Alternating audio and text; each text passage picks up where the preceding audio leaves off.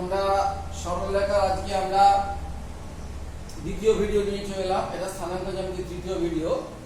তো আজকে আমাদের বিষয় হচ্ছে angle between two straight line, দুটি সরলরেখার মধ্যবর্তী কোণ। তাহলে আমাদের দ্বিমাত্রিক তলে যেহেতু করছি স্থানাঙ্ক জ্যামিতিটা, তো আমাদের এটা হচ্ছে একটা সরলরেখা, এটা সরলরেখা। বললাম এবি একটা সরলরেখা আর সিবি একটা সরলরেখা। তো এদের মধ্যবর্তী কোণ কোনটা? এই কোণটা না এই কোণটা? কোন কোণটা আমরা বার করব? না, আমরা যে কোনো একটা কোণ বার করি, আমরা প্রথমে সূক্ষ্ম কোণটা বার করব, অর্থাৎ আমরা মড দিয়ে লিখব। তো সূক্ষ্ম কোণটা বার করলে পরে আমরা আসছি কি ব্যাপারটা, এই সূক্ষ্ম কোণটা বার করে ফেললে স্থূল কোণটা পেয়ে যাবো। কি করে না 100 বিয়োগ করে। তো এই বিষয়ে কোনো আমাদের অসুবিধা থাকার কথা নয়। আমরা দুটো সরলরেখার মধ্যে একটা কোণ পেয়ে গেলে অপরটা পেয়ে যাবো। তার মানে চারটে কোণ, এটা বিপরীত কোণ, এটা বিপরীত কোণ। এই হলো গল্প, এটা মনে রাখতে হবে। এবারে দেখো আমাদের যে সরলরেখার কোণ পেতে গেলে সরলরেখার সমীকরণ দেওয়া আছে। তাহলে আমরা সমীকরণ থেকে আমরা প্রবণতা পেয়ে যাই। যেমন মনে করে যদি বলা হয় যে ax plus by plus c equal to 0, এই সরলরেখার প্রবণতা কত? তার সাজিয়ে লিখবো। তাহলে by equal to minus ax minus c, তাহলে y equal to minus a by bx minus c by b। তাহলে এর প্রবণতা কত না মাইনাস a বাই b। তাহলে আমাদের সরলরেখার প্রবণতা দেওয়া থাকলে তাদের মধ্যবর্তী কোণ আমরা কি করে পাবো, সেই সূত্রটা আজকে আমরা তৈরি করব এবং আরো অনেক ডিটেইলস আমরা আলোচনা করব। দেখা যাক আমাদের কি বলতে চেয়েছে। বলছে এখানে দুটো সরলরেখা টানি। আচ্ছা, আমরা x অক্ষ y অক্ষ আঁকবো। মনে করে x অক্ষ, ওই x ও x এখানটা x ড্যাশ আর এটা y, এটা y ও y ড্যাশ। এটা সরলরেখা যাব আমরা সরলরেখা নির্ণয় যেটা আমি এই একটা সরলরেখা, এই একটা সরলরেখা। সাপোজ আমি নাম দিয়ে দিলাম যে এই একটা সরলরেখা আর একটা সিবি সরলরেখা। তো তীর চিহ্ন দিতে হবে, কিন্তু এগুলো সবই তীর চিহ্ন দিতে হবে, নাহলে কিন্তু গন্ডগোল। সবই তীর চিহ্ন দিতে হবে। তাহলে এদের মধ্যবর্তী কোণ আমি যদি পেতে চাই তাহলে আমরা কি করে পাবো? এই দুটো সরলরেখার মধ্যবর্তী কোণ আমরা কি করে পাবো? আচ্ছা, এই যে আমরা দুটো সরলরেখা করলাম, তাহলে এই সরলরেখার মধ্যবর্তী কোণ সাপোজ বলি এটা ইকুয়াল যদি আমি থিটা বলি, আমি এটা অন্যভাবে পেয়ে যাবো। তাহলে দেখো এইটা যদি φ1 হয়, এটা মানে কোনটা? যে প্রথম সরলরেখাটা x অক্ষে ধনাত্মক দিকের সঙ্গে যে অ্যাঙ্গেল করছে সেটাকে φ1 বললাম, আর এইটাকে আমরা বললাম φ2। ক্লিয়ার? তাহলে AB সরলরেখাটা x অক্ষের সঙ্গে কোণ করেছে φ1 আর CBটা x অক্ষের সঙ্গে কোণ করেছে φ2। এবারে দেখো তাহলে এর প্রথম সরলরেখার প্রবণতা যদি m1 বলি, m1 সমান কত? tan φ1। আবার এইটার প্রবণতা, তো CB সরলরেখার প্রবণতা আমি যদি ধরি m2, তাহলে m2 কত হবে? tan φ2। এবারে আমাদের বিপরীত কোণের সূত্র অনুযায়ী এই অ্যাঙ্গেলটা থিটা। এবারে ক্লাস 8 এর একটা উপপাদ্য ছিল যে এই ত্রিভুজটার নাম দিয়ে দেখতে পাচ্ছি, এই ত্রিভুজটা আমি আমার দাগা বলি দিচ্ছি, এই যে ত্রিভুজটা, এই ত্রিভুজটার বহিস্থ কোণ অন্তঃস্থ বিপরীত কোণের যোগফলের সঙ্গে সমান। কোন ত্রিভুজের একটা বাহুকে বাড়ি দিলে যে বহিস্থ কোণ উৎপন্ন হয় তা অন্তঃস্থ বিপরীত কোণের যোগফলের সঙ্গে সমান। তাহলে আমরা বলতে পারি φ2 ইকুয়াল টু কত না φ1 প্লাস থিটা। কিন্তু আমাদের চেয়েছে কি থিটা, এই মধ্যবর্তী কোণ চেয়েছে থিটা। তাহলে থিটা ইকুয়াল টু কত হবে না φ2 মাইনাস φ1। তো φ1 আমরা সাইডও করতে পারে, অন্যভাবে ছবি যাই হোক। তো tan যদি লিখি তাহলে tan theta equal to tan φ2 minus tan φ1। এবারে আমাদের এইটা যেহেতু সূক্ষ্ম কোণ চাইবো, এটা মড দিয়ে দেবো আমরা tan φ2, সরি এটা হচ্ছে tan phi two minus phi one. তাহলে এটা যদি সূক্ষ্মকোণ চাই এটা মড দিয়ে দেবো, তার মানে এটাকে লিখতে পারি tan phi one minus phi two, তার মড দিয়ে। এবারে আমাদের ট্যান এ মাইনাস বি এর সূত্র কি? Tan A minus tan B divided by 1 plus tan A tan B. তাহলে এটাকে লিখতে পারি tan phi one minus tan phi two divided by 1 plus tan phi 1 tan phi 2। তাহলে এই যে আবার বলি phi 2 is equal to phi 1 plus theta। তাহলে এখানে থিটা কত হবে না phi 2 minus phi 1, tan theta কত হবে tan of phi 2 minus phi 1। Mod দিলাম কেন না সূক্ষ্মকোণটা বার করব বলে আমি বলেছি তোমাদের সূক্ষ্মকোণ ধরে বার করব। স্থূলকোণটা আমরা 180 দিয়ে বিয়োগ করে বার করে নেব। এবারে আমরা tan of a minus b এর সূত্র tan a minus tan b divided by 1 plus tan a tan b। এবারে tan phi 1 সমান কত বার করেছি আমরা m1, আর tan phi 2 কত বার করেছি m2।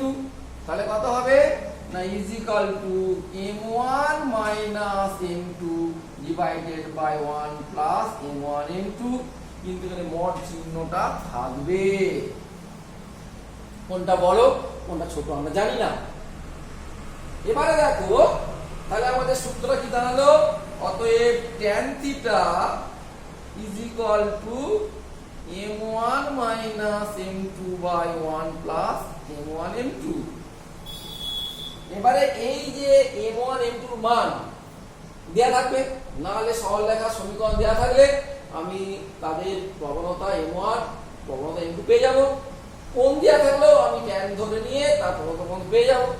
তাহলে দুটো সরলরেখার মধ্যবর্তী কোণ যদি থিটা হয়, সূক্ষ্মকোণ যদি থিটা হয়, tan theta is equal to কি m1 minus m2 by 1 plus m1 m2। এখানে m1 এবং m2 হলো সরলরেখাদ্বয়ের প্রবণতা। এই সূত্রটা আমাদের মুখস্থ রাখতে হবে। আর একটা কথা কি না এইটা সরল করার পরে যদি আমাদের যে নির্দিষ্ট কতগুলো কোণানুপাত আছে মাধ্যমিকে শিখেছো যে 0 ডিগ্রি তোমার 30 ডিগ্রি 45 ডিগ্রি 60 ডিগ্রি 90 ডিগ্রি, তাহলে তো হলোই। না হলে আমাদের 7.5 ডিগ্রি 15 ডিগ্রি যা আমরা গুণিত কোণ শিখে বার করতে পারবো। আর তা না হলে আমাদের 12 এ আছে theta is equal to tan inverse mod of m1 minus m2 by 1 plus m1 m2 যদি আমাদের নোন কোণের মানটা না জানা থাকে। তাহলে এই সূত্রটা আমি লিখে রাখি। তাহলে দুটো সরলরেখার মধ্যবর্তী কোণ যদি থিটা হয়, তাহলে সূক্ষ্মকোণ যদি থিটা হয়, তাহলে tan theta is equal to কি হলো না tan theta is equal to mod of tan theta is equal to কি হলো না mod of m1 minus m2 divided by 1 plus m1 m2। কেন কেউ যদি বলে স্যার আমি m2 minus m1 করব, কোনো ক্ষতি নাই, একই ব্যাপার 1 plus m1 m2 হলো। এবারে দেখো যদি সরলরেখা দুটো সমান্তরাল হয়ে যায় তাহলে তাদের মধ্যে কোণ কত? দুটো সরলরেখার মধ্যে সমান্তরাল হয়। সাপোজ একটা সরলরেখা একটা সরলরেখার মধ্যে সমান্তরাল, তাহলে এদের মধ্যবর্তী কোণ কত? 0 ডিগ্রি। তাহলে বসিয়ে দাও। তাহলে tan 0 কত হয়ে যাবে? tan 0 is equal to m1 minus m2 by 1 plus m1 m2। সরল করলে tan 0 এর মানটা কত? 0। গুণ করলে 0 হয়ে যাবে। তাহলে m1 minus m2 সমান কত হয়ে গেল? 0 হয়ে গেল। তাহলে এখান থেকে আমরা কি পাবো যে m1 সমান m2। তাহলে দুটি সরলরেখা সমান্তরাল হওয়ার শর্ত কি হলো না দুটি সরলরেখা সমান্তরাল হওয়ার শর্ত হচ্ছে m1 সমান m2। ক্লিয়ার? এবারে দেখো যদি লম্ব হয়ে যায়, দুটো সরলরেখা যদি লম্ব হয়ে যায় তাহলে তাদের মধ্যবর্তী কোণ কত? কত? 90 ডিগ্রি। তাহলে আমরা এখানে বসাবো এটার পরিবর্তে tan 90 ডিগ্রি। tan 90 ডিগ্রি মানে অসংখ্য জানো বা 1 by cot 90। এটাকে দেখি 1 by cot 90 আমরা লিখতে পারি।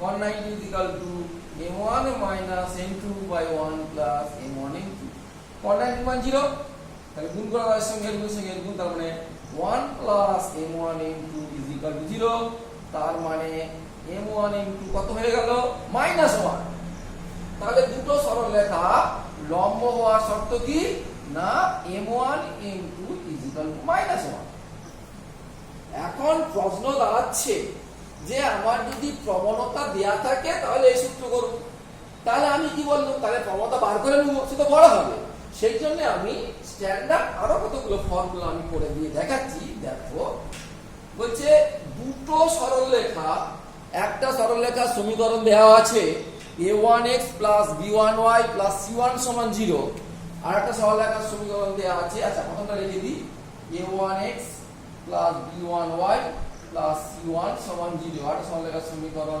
a2x + b2y + c2 = 0 তাহলে এক নম্বর সরলরেখার যদি প্রবণতা m1 ধরলে m1টা কত হবে এটা বার করি কি করে বার করব না সাজিয়ে লিখি যে y = mx + c আকারে সাজিয়ে লিখি তার জন্য y টাকে বাঁ দিকে রাখবো = -a1x - c1 তাহলে y = -a1/b1x - c1/b1 তাহলে এখানে m1 কত হবে না m1 = -a1/b1 তাহলে আমাদের দুটো সরলরেখা প্রথম সরলরেখার প্রবণতা m1 কত হয়ে গেল না -a1/b1 এবারে তোমরা নিজেরাই বার করতে পারবে এই সরলরেখার প্রবণতা m2 কত হবে নিজেরাই বার করতে পারবে কত না -a2/b2 এটা আমাকে অঙ্কের খাতায় করতে এবারে দেখো এই ধরে পুট করলে কি দাঁড়ায় দাঁড়ালে কি হবে পুরো মধ্যবর্তী কোণ tan θ কত হবে বলো মানটা বসিয়ে দিই তাহলে mod তো আছেই তাহলে এখানে 1 প্লাস আচ্ছা মানটা plus a1 b1 a2 b2 আর উপরটা দাঁড়ালো কত না m1 টা বসাই তাহলে -a1/b1 প্লাস a2/b2 এটা যদি সরল করি কি দাঁড়াবে না সরল করলে উপরটা দাঁড়াবে আগে লিখছি a2 b1 এই যে সঙ্গে গুণ -a1 b2 ডিভাইডেড বাই ওই যে b1 গুলো সব হলো কেটে চলে যাবে যে b1 b2 plus a1 b2 এটাকে আরেকটু সুন্দর করে লিখছি তোমাদের বোঝার সুবিধার জন্য যে আগে লিখি a1 b2 minus b1 a2 divided by a1 a2 plus b1 b2 clear আরে এইটা যে পাল্টে গেল মড আছে তো মড অফ মাইনাস প্লাস হয়ে যাবে ক্লিয়ার আরে এটা আমরা মাইনাস কমন নিয়েছি মডের বাইরে বেরিয়ে গেলে প্লাস হয়ে যাচ্ছে এবারে দেখো তো আমি এরকম কেন লিখলাম এইরকম লেখার উদ্দেশ্য হচ্ছে এটা এদের মধ্যবর্তী কোণ θ হলে tan θ কত হবে মিডল লাইন টেনে দেখো এইটাকে লিখতে পারি determinant of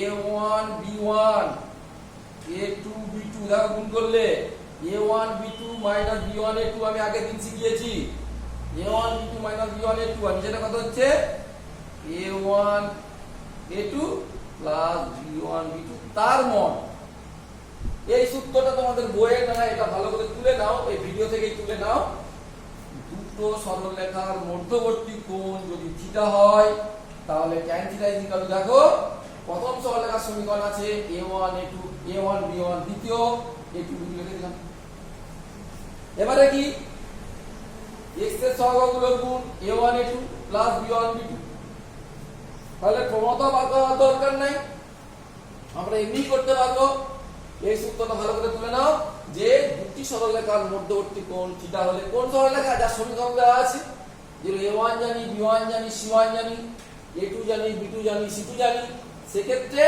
tan θ mod of determinant a1 b1 অর্থাৎ x এর সহগ y এর সহগ তারপরেও তার x এর সহগ y এর সহগ আর নিচে a1 a2 plus b1 b2, এইটা আমাদের ডাইরেক্ট সূত্র হিসাবে আমরা করতে পারবো। তাহলে এই সূত্রটা আমি আরেকবার লিখে রাখছি এই পাশে, তাহলে আমাদের এই সূত্রগুলোর সঙ্গে কাজে লাগবে ব্যাপারগুলো। দেখো কি হলো তাহলে না 4 নম্বর সূত্রটা দাঁড়ালো যে tan থিটা ওই লিখতে হবে লিখছি is equal two mod of determinant a1 b1 a2 b2, যেমন কিভাবে হাত চলতে রাখো এখানে a1 a2 plus b1 b2, তার মড মানে আমি সূক্ষ্মকোণটা বার করছি, আবার বলছি স্থূলকোণটা বার করতে গেলে আসলকে বিয়োগ করবে, বা তোমরা মড তুলতে গেলে প্লাস মাইনাস হয়, যখন অঙ্ক করবো তখন আসবো আমরা। এবারে দেখো দোষলেখা যদি আমার লম্ব হয়, আচ্ছা আগে আমরা সমান্তরাল বলি, একই রকম সমান্তরালে কত হয় থিটা ইকুয়াল টু 0, তাহলে এর মানটা কত হয়ে যাবে 0, এর সঙ্গে গুণ করে 0, তার মানে হয়ে যাচ্ছে determinant of a1 b1 a2 b2 is equal two 0। বা এটাকে তোমরা এরকম করতে পারো যে গুণ করে দিয়ে একই ব্যাপার a1 b2 minus b1 a2 is equal two 0, বা a1 b2 is equal to b1 a2, বা a1 by a2 is equal to b1 by b2, এটি মনে রাখবে। তাহলে এইখানে যে a1 সমান a2 না বলে কি করব না a1 by a2 is equal to b1 by b2, এখান থেকেও আসবে a1 is equal to minus a1 by b1, এই দুই করেই হবে। তারপরে দুটি সরলরেখা সমান্তরাল হলে x এর সহগের অনুপাত y এর সহগের অনুপাত সমান a1 বাই a2 সমান b1 বাই b2। আবার কেউ যদি বলে না আমি প্রবণতা বার করবে, দুটির প্রবণতা সেম হবে। এবার যদি লম্ব যদি হয়, দুই সরলরেখা যদি লম্ব হয় তখন কি হবে দেখো, তাহলে এই অ্যাঙ্গেলটা কত দাঁড়াবে, এই অ্যাঙ্গেলটা 90 ডিগ্রি, tan 90 মানে কত সেই 1 বাই cos 90 1 বাই 0, তাহলে এর সঙ্গে h0 এর সঙ্গে h0 কত হবে তাহলে a1 a2 plus b1 b2 is equal two 0। তাহলে সেখানে তার শর্ত হচ্ছে এইটা নতুবা এখান থেকে কুলাচ্ছে না যে a1 a2 plus b1 b2 is equal two 0। তার মানে দেখো দুটি সরলরেখা লম্ব হওয়ার শর্ত a1 a2 সমান -1, নতুবা a1 a2 plus b1 b2 সমান 0 করতে হবে। অর্থাৎ x এর সহগের গুণফল দুটো আছে প্লাস y এর সহগের গুণফল, এই দুটোরই গুণফল সমান 0 যদি হয় তাহলে তারা লম্ব হবে। সমান্তরাল হলে ভাই কি হবে না তাদের সহগের অনুপাত সমান হবে, ওগুলো এক চান্সে করা যাবে। এবারে দেখো তোমার যদি এরকম একটা কোশ্চেন বলে যে দুটি সরলরেখা সমান্তরাল সরলরেখা সমীকরণ বা একটা সরলরেখা সমান্তরাল সরলরেখা সমীকরণ, খুবই সোজা একই রকম দেখো বলেছে ax plus by plus c is equal two 0, এই সরলরেখা সমান্তরাল সরলরেখা সমীকরণ। তা আমরা জানি কি, তা আমাকে a1 যদি বলে a1 b1 c1, তা আমরা জানি কি সমান্তরাল কি হবে, মনে করি a2x plus b2y plus c2 হচ্ছে সমান্তরাল, তার মানে কত a1 by a2 is equal to b1 by b2, বা উল্টি দিয়ে যদি লিখি a2 by a1 is equal to b2 by b1 সমান যদি k ধরি তাহলে a2 is equal to k into a1 আর b2 is equal to k into b1। বোঝা গেছে? এই মানটা বসিয়ে দিই, তাহলে বসিয়ে দিলে কি হবে না k a1x plus k b1y plus c2 is equal two 0, k দিয়ে ভাগ করে দাও, তার মানে a1x plus b1y plus c2 by k সমান 0 হয়ে গেল। তাহলে দেখো এইটার সঙ্গে সমান্তরাল মানে এটা, তো তার মানে এইগুলো একই হয়ে যাচ্ছে, x এর সহগও যা y এর সহগও তা, শুধু এটাই আলাদা। ওই জন্য আমরা এটাকে সূত্রটাকে বলি যে ax plus by plus c is equal two 0, এই সরলরেখার সমান্তরাল সরলরেখার সমীকরণ ax plus by plus k is equal two 0। দেখো যেহেতু সহগগুলো একই আছে, এই k এর মানটা অঙ্কে প্রদত্ত শর্ত থেকে পাওয়া যাবে। তারপরে সূত্র হলো যে ax plus by plus c is equal to 0 এই সরলরেখার সমান্তরাল সরলরেখার সমীকরণ ax plus by plus c is equal to plus k is equal to 0 যেখানে k এর মান অঙ্কে প্রদত্ত শর্ত থেকে পাওয়া যাবে। ক্লিয়ার? এবারে আরেকটা বলে দিই, যদি লম্ব থাকে আমি আর সেটা করছি না, তোমরা জানো যে 23 মিনিটের বেশি ভিডিও হয়নি আমাদের ভিডিওটা, মানে আমি যা করছি আর কি, তা আমার 2 মিনিট হয়ে গেছে, সেই জন্য এই লম্ব সরলরেখার সমীকরণ ধরবো না bx এটা এখানে যাবে, এটা এখানে যাবে, ay টা চিহ্ন পাল্টে যাবে plus a is equal to 0 অর্থাৎ ax plus by plus c is equal to 0 সরলরেখা সমান্তরাল সরলরেখার সমীকরণ কত হবে না bx minus ay plus a is equal to 0। ঠিক আছে, এবারে আমরা ওই k এর মানটা কি করে পাবো না অঙ্কে প্রদত্ত অন্য শর্ত থেকে পাওয়া যাবে। আবার দেখো যদি এরকম হয় a1x plus b1y plus c1 সমান 0, আবার a2x plus b2y plus c2 is equal to 0, যদি এরকম হয় a1 by a2 is equal to b1 by b2 not equal to c1 by c2 তার মানে সমান্তরাল, আর যদি is equal to c1 by c2 হয় তাহলে তারা সমবাহিত হয়ে যাবে এবং একই সরলরেখা যাবে।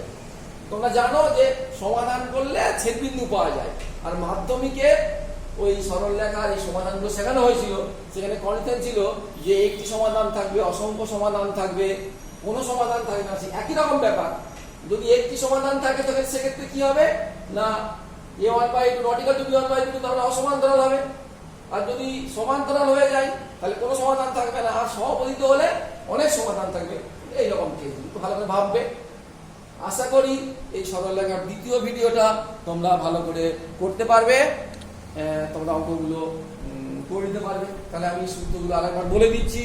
দেখো tan θ এটা মড দিয়ে করবে, সূক্ষ্মকোণে বাদ দিয়ে, সূক্ষ্মকোণটা বাদ করে স্থূলকোণ করবে, সমান্তরাল হওয়ার শর্ত এইটা বা এইটা, লম্ব হওয়ার শর্ত এইটা বা এইটা, দুটোর মধ্যে কোন ডাইরেক্ট সূত্র একদম পাওয়া যাবে।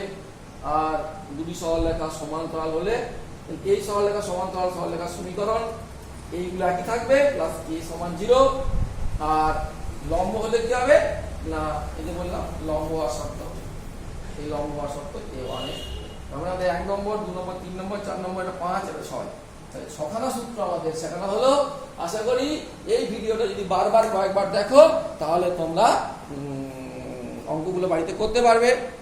আর তোমরা এই ভিডিওগুলো লাইক শেয়ার করবে যাতে সবাই শিখতে পারে। এই লকডাউনের বাজারে চেষ্টা করছি যাতে সবাই বাড়িতে বসেই অন্তত অঙ্কগুলো আগে নিয়ে যেতে পারে। ধন্যবাদ।